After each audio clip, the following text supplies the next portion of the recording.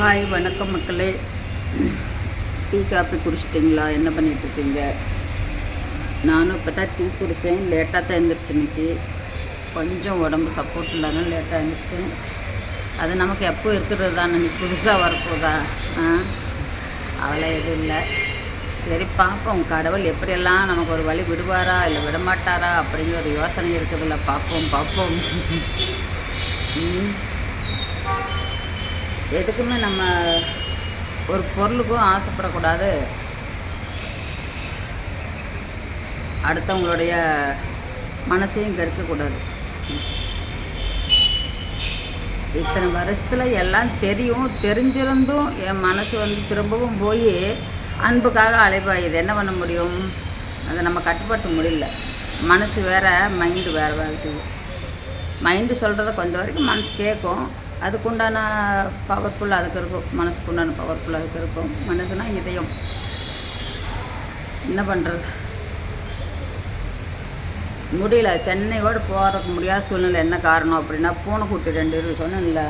அந்த பெரிய பூனை பரவாயில்ல ஓடி போயிடுறேன். சின்ன பூனைக்குட்டி இப்போ 2 இதை கதவு திறந்து விட்டேன். சரி கூட போயிடுமேனு திறந்து விட்டேன். பெருசு குருகுருன்னு கீழே ஓடி அந்த பக்கம் ஒரு காலியான இடம் கொஞ்சம் இருக்குது, அங்கே ஓடி தாண்டி போயிடுச்சு. இந்த சின்ன குட்டி என்ன பண்ணிச்சு, என்னையவே சுற்றிட்டு வாழ்னு கத்துது. சரி என்கிட்ட வெளியில் போட்டு இப்போ வெளியே போது மேலே படியில் போயிருக்குது.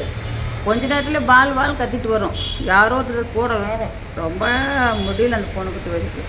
கையில் தூக்குனாலும் இருக்க மாட்டேங்குது.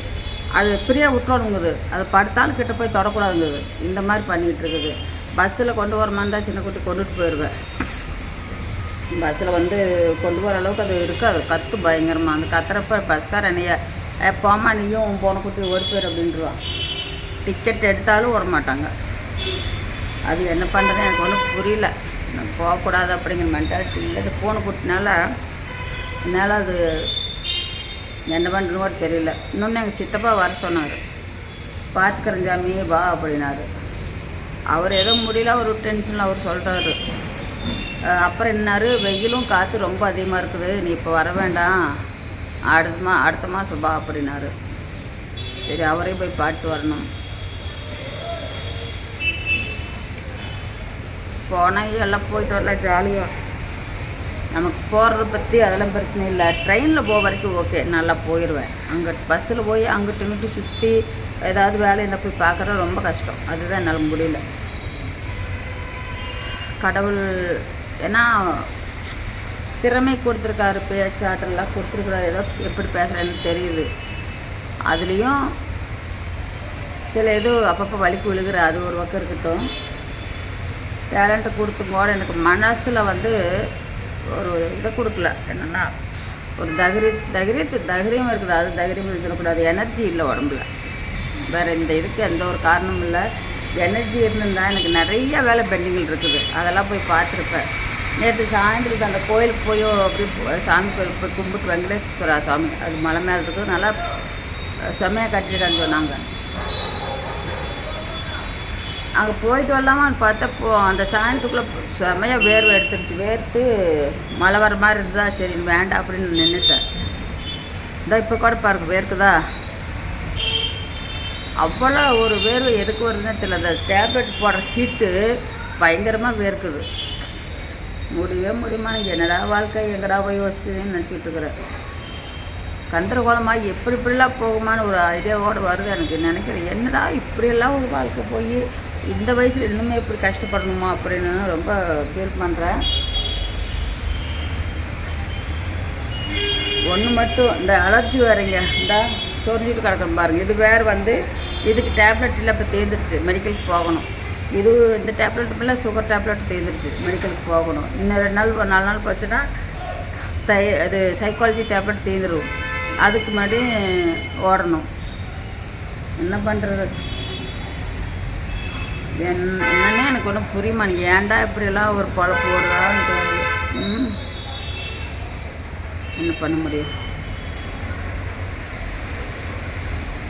ஏதோ ஒரு வழியில் கால் எடுத்து வச்சு அதில் போய் நம்ம நிலையாக நின்ற மாட்டோமா அப்படின்னு ஒரு முயற்சி. மனுஷனாக இருந்தால் யாராக இருந்தாலும் அந்த ஒரு முயற்சி பண்ணுவாங்க. அதே தான் நானும் பண்ணுறேன். அது டைம் எடுக்குது, கிடைக்கும், டைம் எடுக்குது. அப்பா அம்மா இருந்தாங்கன்னா இந்த மாதிரி அவஸ்தைப்பட வேண்டியது இல்லை. அவங்க வீட்டு போய் ஜாலியாக அப்பப்போ இருந்துட்டு வருவேன். முடியல அது இருக்கிறனால. கடவுள் பார்க்கட்டும், எப்படி கருணை விடுவாரோ விடட்டும், அதன்படி செல்வோம். ஆனால் சப்போர்ட் இல்லை, உடம்பு கொஞ்சம் கூட சப்போர்ட் இல்லை. அதுதான் எனக்கு பெரிய கஷ்டமாக இருக்குது. வேறு எந்த ஒரு திங்கிங் வராது எனக்கு. இப்போ இங்கே வந்து உட்காந்துக்கிறவுக்கு பேசிகிட்டு இருக்கேன். மனசில் வந்து அந்த ஆசை இருக்கும், வேலை செஞ்சலாம் பண்ணிடலாம் டயத்துக்குள்ளே அப்படின்ட்டு.